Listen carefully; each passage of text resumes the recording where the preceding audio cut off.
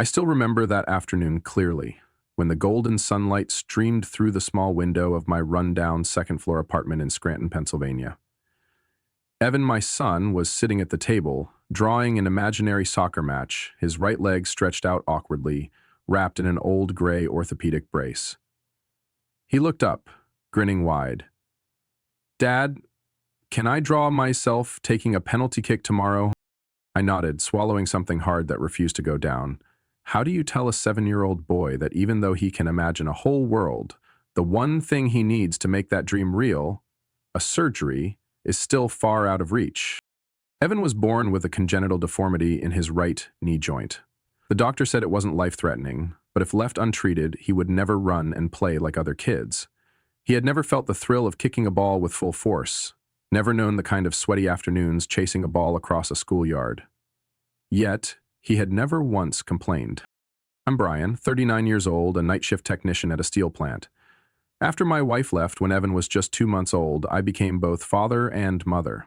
12 hours a day, 6 days a week, I drowned in the roar of machinery to bring home a modest paycheck for our fragile stability. I started saving for his surgery the day the doctor told me the full cost would be around $96,000, including the operation, recovery equipment, and post-op physical therapy. I opened a separate savings account and didn't touch a single penny. Every overtime shift, every weekend, every holiday, I took them all. Every payday, Evan and I would sit down together and transfer a portion into the savings. It became our little ritual. He called it the fast run jar. One day he hugged me and whispered, "Dad, I'll run like lightning for you." I spoke the Greek language. Sometimes I felt I was clinging to a fragile hope, but then I'd see that eager look in Evan's eyes each time he crossed off another week on the wall calendar. As August approached the scheduled surgery date, time felt like it was compressing. I got used to pushing through exhaustion, to the ache in my spine every morning after work, to the taste of instant noodles eaten just to save a few more dollars. But I never got used to the idea of telling Evan his dream of running might never come true. Not when we'd come this close. $96,000. For many, it might not be a massive number, but to me it was blood and sweat. It was sleepless nights and months of denying myself a new pair of shoes, even when the soles had worn through.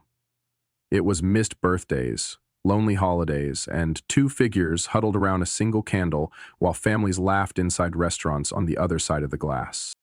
And then, just 2 months to go. The surgery was confirmed. I had almost enough. Evan had started practicing on crutches. Every night after dinner, he'd limp around the tiny living room and say, "Just so I won't fall when I really run." I'd turn away, hiding whatever it was that blurred my vision. I didn't expect everything to vanish with one login to my bank account. That's when it all began, but at that moment, I still didn't know. The real nightmare was just getting started. I first felt something off when Alyssa showed up at my door one Saturday afternoon, dragging a suitcase behind her, eyes red but forcing a smile. She's my cousin, 3 years younger than me, used to study fashion design in New York but had been unemployed for over a year. Said she just broke up with her boyfriend, lost her place, and had no one left in the city but me and Evan. I'm not a cold man. Truth is, I'd been helped by family after my wife left. I knew what being abandoned at the worst moment felt like. So, I let Elisa stay in the small spare room next to the kitchen. She cleaned, cooked, played with Evan in the evenings while I was still stuck at the plant. Evan liked her, ran around the apartment showing off his drawings of the future soccer team. For a while, I felt lighter having another adult in the house, even if temporarily. But then small things started bothering me. Alyssa often borrowed my phone to check the internet, even though the Wi-Fi worked fine. She'd enter my room when I wasn't home, claiming she needed the iron or laundry soap. One night, I found her in Evan's room, staring silently at the countdown board to his surgery. When she saw me, she smiled. "Looks like you're almost there, huh? Evan drew some new cleats?" Super cute. I nodded, but something twisted in my gut. How did she know I was nearly done saving? I'd never told anyone the exact amount, not even my closest friends, and the account details were kept completely separate. A few days later, Alyssa came home with a bag of donuts and 2 cups of coffee from the shop down the street. She smiled brightly. "Congrats, Brian. I guess you're almost there, right? Evan said it's just 2 months now." I froze. Not because she was wrong, but because of how she talked about the money like it was hers too. That night, after Evan went to bed, I checked my laptop and phone. The browser history revealed a long list of searches: bank transfers, email verification, even how to transfer money without getting caught. My chest tightened. I didn't confront her. Not yet. I needed to be sure. But I watched her more closely. She stayed friendly, even asked, "Which bank are you moving the money to? Some of them have short-term interest deals for medical funds." I just smiled, hiding the alarm bells screaming in my head. 2 weeks later, after a grueling late shift, I came home to a silent apartment. Evan was asleep. Alyssa was gone. On the kitchen counter, a half-eaten donut box and a hastily scribbled note. "Out to pick up a few things. Alyssa." A gut instinct told me to check my bank account. I froze when I saw the balance nearly wiped out. In the past 4 days, there had been 6 transfers, each between $4,000 and $5,000. Nearly 75% of the money was gone. I trembled, heart pounding, mind racing. I called the bank immediately. They confirmed the transactions were made from a familiar IP address, my home's Wi-Fi. I called Alyssa, no answer. Texted, left on red. 10 minutes later, a message popped up. "You're overreacting. I just borrowed it. Evan will be fine. Kids bounce back fast." I stared at the screen, unable to breathe. This was the same woman who once cried in my hallway, begging for shelter. The same cousin who laughed with Evan as he sketched soccer shoes. I walked into Evan's room. He was still fast asleep, clutching his soccer ball pillow. On his desk sat his little notebook, the one he used to mark the days left until his surgery. My hand shook as I closed it. No more waiting. Alyssa hadn't just betrayed me. She had stolen from a child she promised to protect like a sister. I opened my laptop, downloaded every statement, screenshot every message, documented everything. She thought I'd stay quiet because of family? No, not this time. When it comes to my son, there are no lines I won't cross. I'm not the kind to lose control easily. But that night, sitting alone in my cold kitchen, staring at a near-zero balance, something broke in me.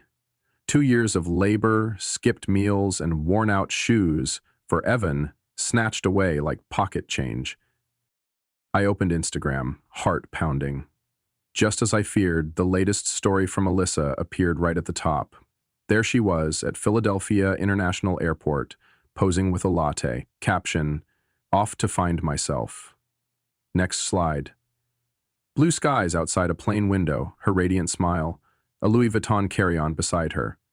I had to reread the caption 3 times, thankful for life's unexpected resets. Chilling, I kept texting and calling, no response.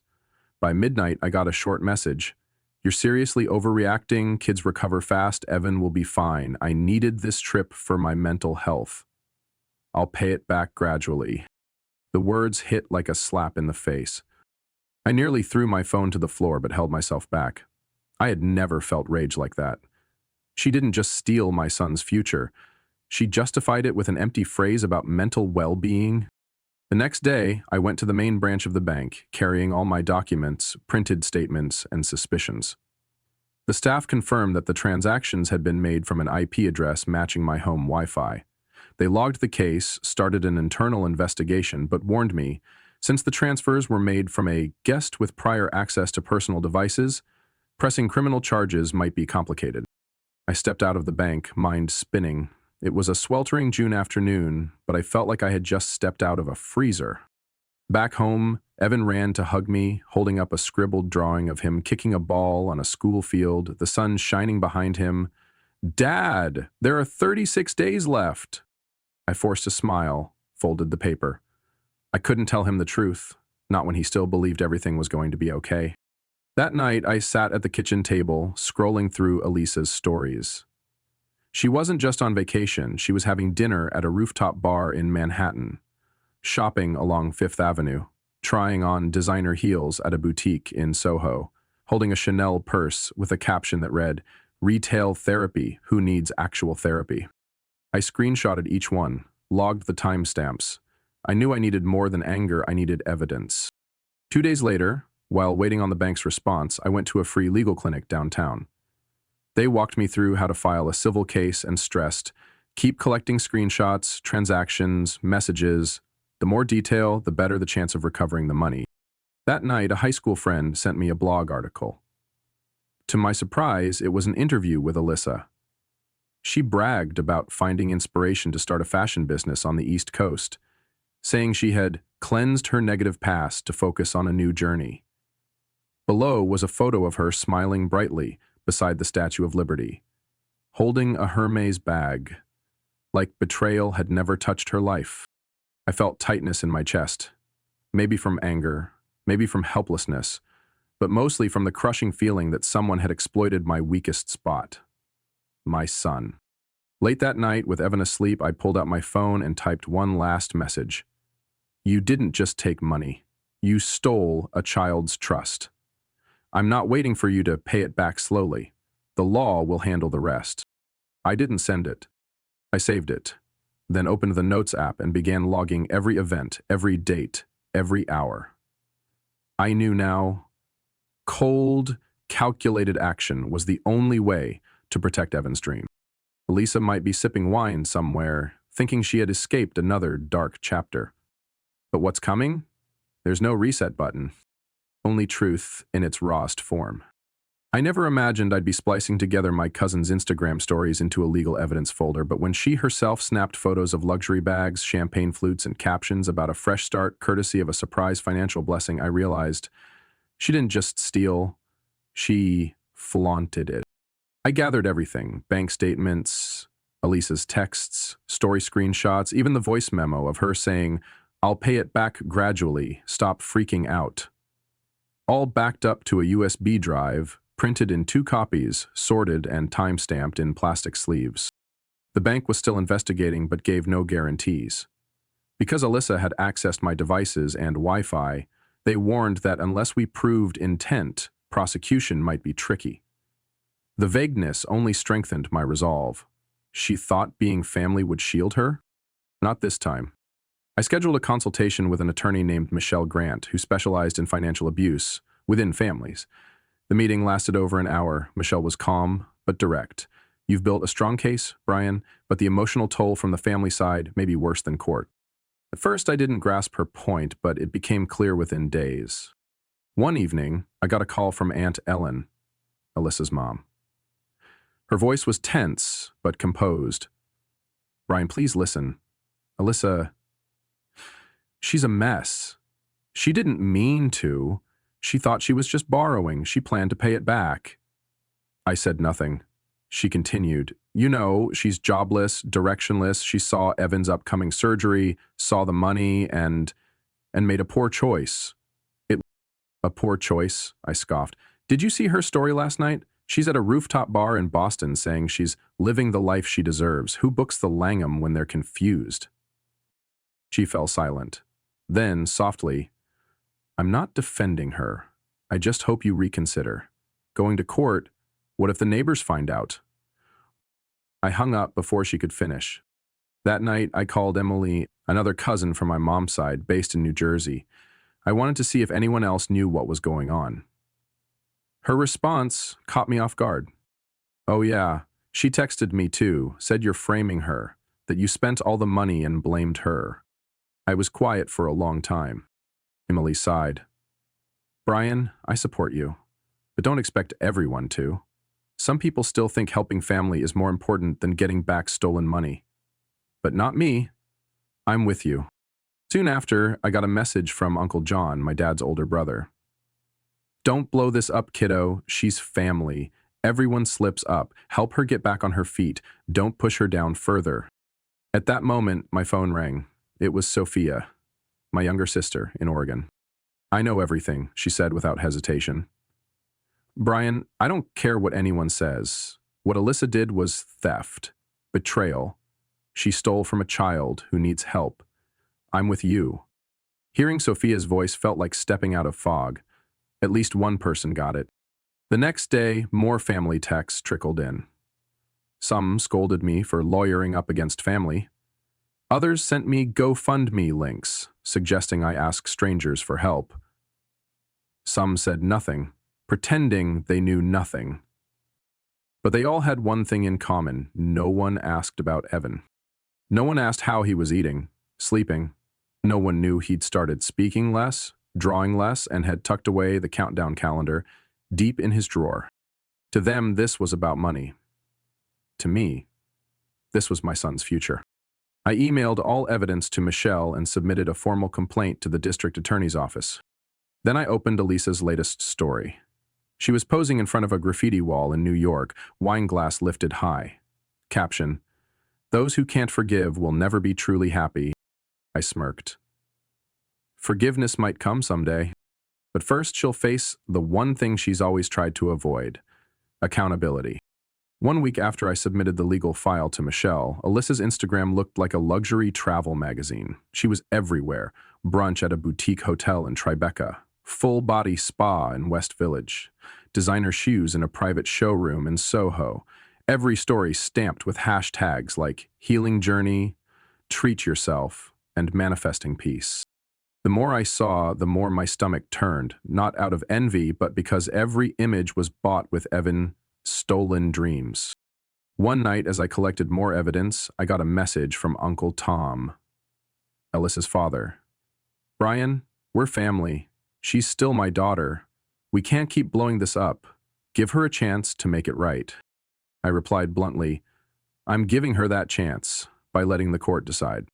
2 days later, Aunt Ellen called. We can help a little. $2,000 over 6 months. A gesture of goodwill. I nearly laughed. 2,000? After she drained almost 100 grand I'd spent 2 years saving? I declined immediately. If you think a token amount buys silence, you clearly don't understand what Evan's going through.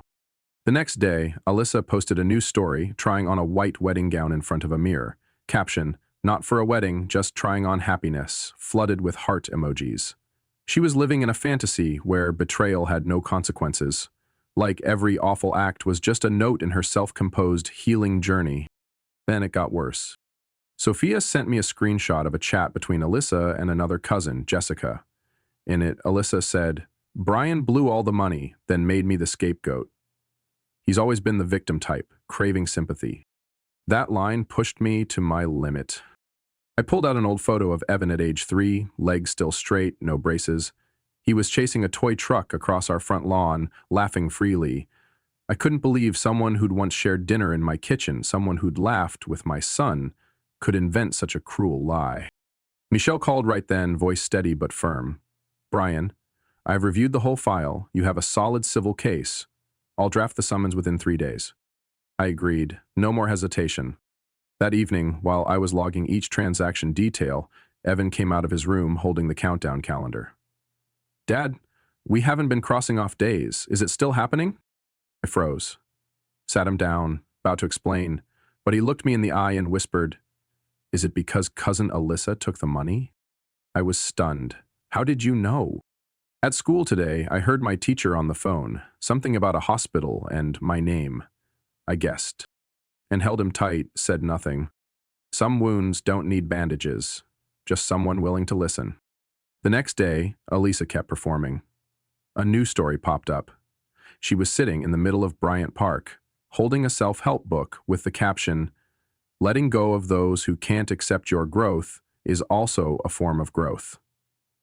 I saved the photo and sent it to Michelle with a note. Add to the file, she's still spending recklessly, no sign of remorse. That evening, Sophia texted me that Elisa had been calling each family member, crying that I had destroyed her reputation, claiming I didn't know how to forgive. Some believed her, others shook their heads. But no one came to speak to me directly.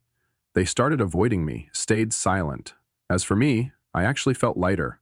Not because I'd won, but because I knew I had made the right choice. Not wasting compassion on the wrong person, not compromising with deceit. In a few days, Elisa would receive the summons. I didn't wish for her downfall. I only wanted her to understand, even if it's late, that some wounds can't be patched up with a sorry, especially when the person wounded is a 7-year-old child. Monday morning, just as I finished brewing coffee, I received an email reply from Michelle's office. The subject line was simple: follow-up from employer. I opened it, and the first line stopped me in my tracks. We confirm that candidate Alyssa Cooper has been removed from our hiring process after receiving verified information from Brian Weller. Attached were screenshots I had provided, Alyssa posing with a Chanel purse, tagging it as her personal rebirth fund, alongside a post about letting go of people who aren't on your energy level. They thanked me for coming forward, because that company, a financial organization, demanded complete honesty and integrity from their employees, especially those handling client funds. Less than 2 hours later, my phone rang non-stop. Not the office, it was Alyssa. I didn't answer. There was nothing left to hear. By noon, there was a loud, frantic knock at the door. I peeked through the window. It was her, standing in the summer heat, empty-handed, face flushed. I didn't open, but Alyssa didn't back off. She started banging and yelling. Do you even know what you've done? I lost the job, my whole career shredded because of a few social media posts. Are you insane? I calmly called the police. On the other end, the 911 operator confirmed an officer was patrolling nearby and would arrive within minutes. Alyssa kept shouting outside my door, "That job was supposed to help me pay it back. You ruined everything. You're heartless. Do you think Evan would have wanted you to do this?" That last line, like a knife, using my son's name as a weapon. When the police arrived, they asked her to leave. One of the officers, a brown-haired guy who looked around 40, turned to me and said, "We already have your prior report about the transfers. If she shows up again, we can treat it as harassment." Elisa stood there, trembling with rage, but said nothing more. As they escorted her away, she screamed, "The whole family's going to turn on you, Brian. You think you're the victim, but you're the destroyer." After they left, Evan ran out of his room and grabbed my hand. "Dad, what happened?" I knelt down, looking into his eyes with as much honesty as I could offer. "Cousin Elise is in trouble because of the choices she made. But I won't let anyone hurt you, ever again. Got it?" He nodded, holding my hand tightly. In the days that followed, I noticed a shift. Some family members, who had once said I was being too harsh, went quiet. No more texts, no more check-ins. A few cousins even unfollowed me on social media. On the flip side, Sophia texted, "She just posted a new story, says you ruined her life, set it to sad music." But the comments are all about Evan's money. I checked it. Alyssa had uploaded a video of herself curled up in an empty room, holding a cold cup of tea. The caption, "When you lose everything because of one heartless relative." But she didn't expect the internet to push back. The replies flooded in. "Wait, aren't you the one who bought Chanel with the kid's surgery money? You bragged first, now deal with it. As a mom, if someone stole from my kid's medical fund, I'd do worse than he did." Eliza deleted the story after 3 hours, then disabled comments. But the damage had already escaped the family circle. Old classmates, acquaintances, even past coworkers started pulling away. The doors she once thought would always be open now slammed shut. I didn't feel happy watching her spiral. But I didn't feel guilty either. Because someone who looked my son in the eyes and smiled while quietly draining his future deserved every consequence that followed. I took a few more screenshots as backup, then shut off my phone, pulled Evan close, and turned on his favorite cartoon. We needed a quiet evening. After everything, I understood one thing. Some people need to learn that losing a job isn't the end. It's just the beginning of the truth. 3 weeks after losing the job, Alyssa still hadn't woken up. She threw a small gathering, inviting close friends and a few family members, calling it a rebirth soiree, a French-themed dinner to thank life for the lessons it teaches. The invite came via text. The last line made me reread it twice. "Brian and Evan are also invited." Hoping to clear the air over wine and candlelight. I didn't respond. Sophia, on the other hand, agreed to go. Not for the brie or the talk of energy healing, but to collect evidence. We needed any words from Alyssa that could hold her accountable in court.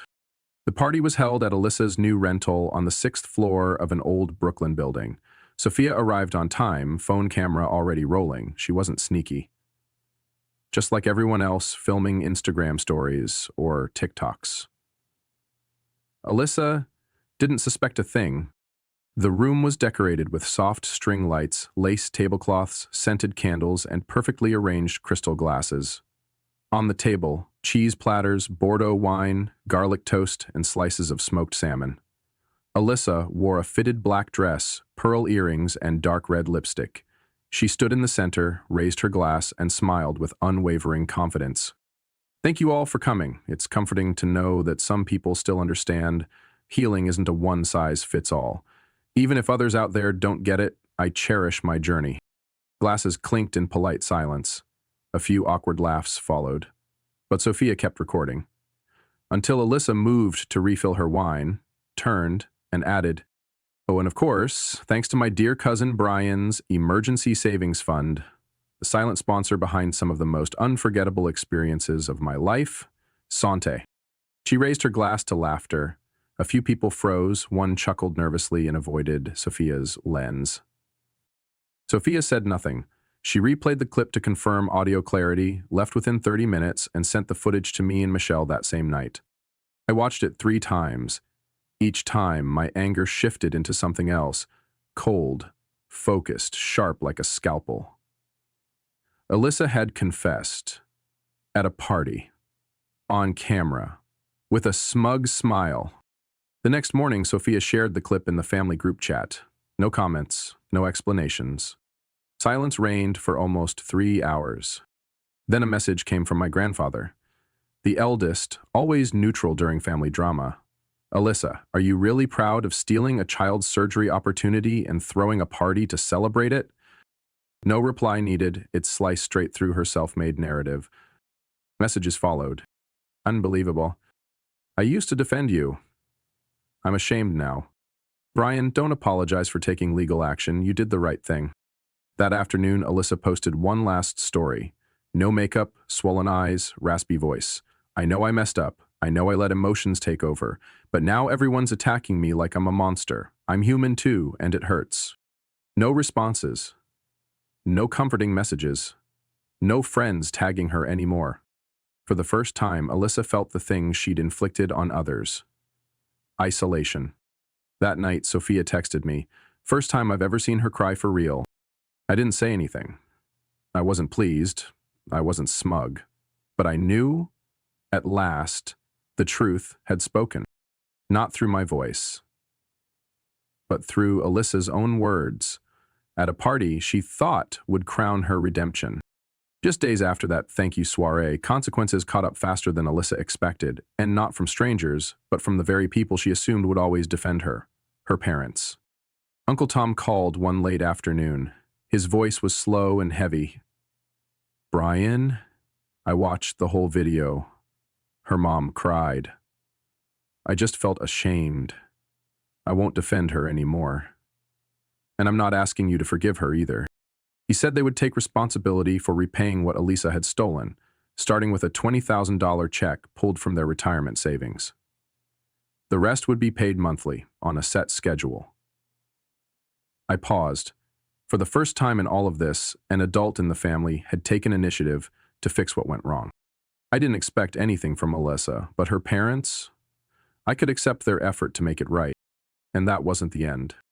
Just 2 days later, Sophia sent me a series of photos. Alyssa, looking dazed, was sitting behind the counter of a pawn shop in Queens. On the counter sat a Gucci bag, a Cartier watch case, and several pairs of Louboutin heels. The props of her once shining life were now lined up to be turned into cash. Mrs. Ellen, Alyssa's mother, was personally overseeing the resale of her daughter's designer goods. She created a detailed spreadsheet, logging the value of each item, and kept updating the payment progress for me and attorney Michelle. In one voice recording Sophia sent me, I could hear her snapping at Alyssa. "You don't get to pick which item is sentimental. You took someone else's money. You'll repay every cent." Still, Alyssa kept squirming. Not long after, she started posting again on social media, but this time through a secondary account under a fake name. The posts were long-winded about being bullied by family, stripped of autonomy, and the toxicity of blood relatives. She complained about being forced to sell her personal belongings, having every expense monitored, and living like a prisoner in her own home. But she didn't realize the internet wasn't so gullible anymore. One user spotted a necklace in Elisa's new story, exactly the same one she had flaunted buying in Paris, calling it her divine financial blessing. The post quickly spread on Reddit, where hundreds were following the saga of the cousin who used a child surgery fund for vacation. Comments poured in. Come on, no one borrows nearly 100 grand and celebrates with champagne. Don't play the victim in the story where you're the villain.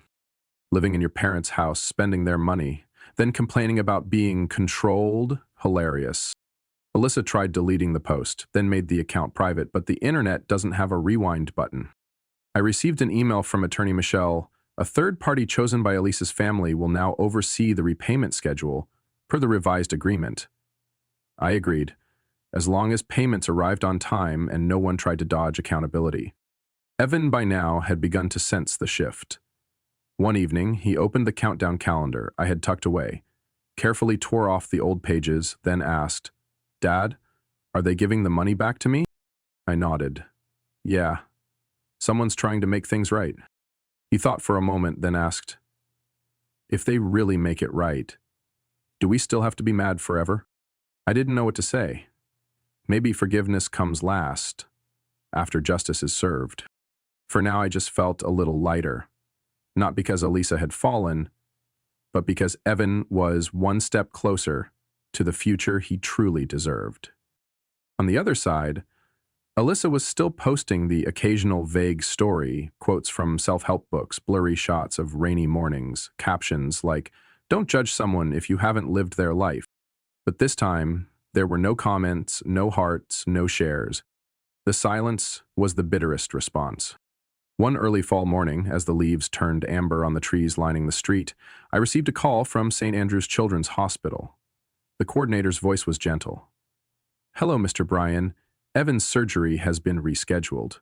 We have an opening mid-month, and the primary doctor still has all the previous records."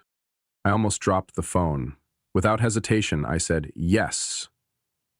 After 2 long years and months of clawing our way toward justice, it was finally within reach.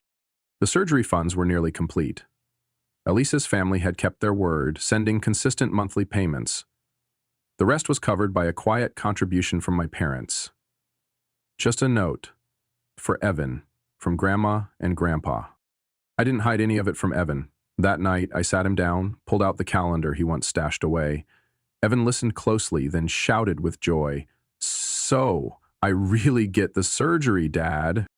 I nodded, then hugged him tight. No more words were needed. As for Alyssa, she had fallen out of the family circle. Cut off financially, she was forced to move into low-income housing in the Bronx. Every valuable item had been liquidated. She tried applying to work at a fashion retail chain, but whenever an employer searched her name, the old stories, comments, and screenshots surfaced. The internet doesn't forget, and apparently it. Soon after, Alyssa filed to change her name, picking a more gender-neutral one, and started applying to a local community center that accepted people with troubled histories, provided they showed signs of real change. Surprisingly, she began attending therapy sessions offered by the center, partly because it was mandatory, partly to live perhaps because she had nothing else left to hold on to.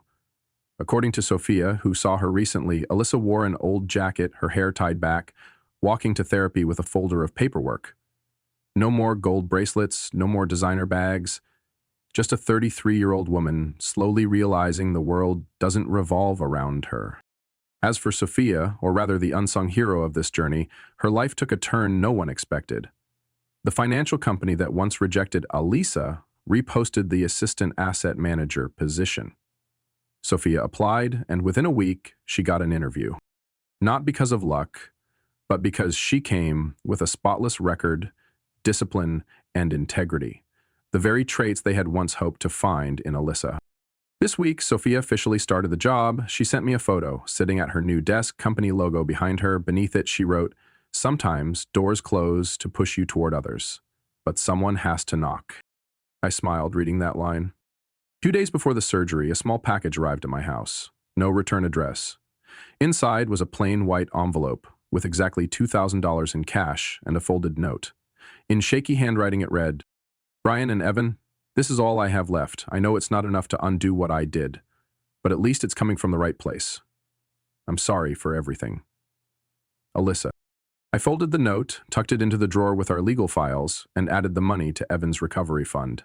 He would need physical therapy after the operation, and every bit helped. The next morning, Evan woke up early. He packed his little backpack with a few toys and a picture book. On the way to the hospital, he said, "Dad, when I'm better, I'm going to run so fast the past won't catch me." I turned away, my eyes stinging. In that moment, I knew it had all been worth it.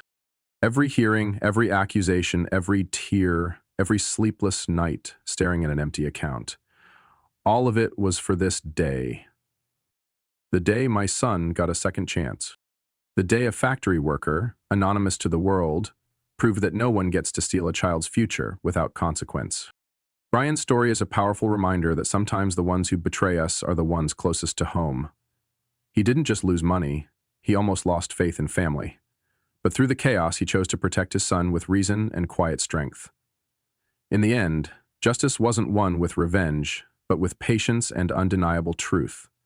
In real life, sometimes you have to stand alone, to fight for what's right for the ones you love most. What do you think about Brian's decision and everything Elisa did? Share your thoughts in the comments below.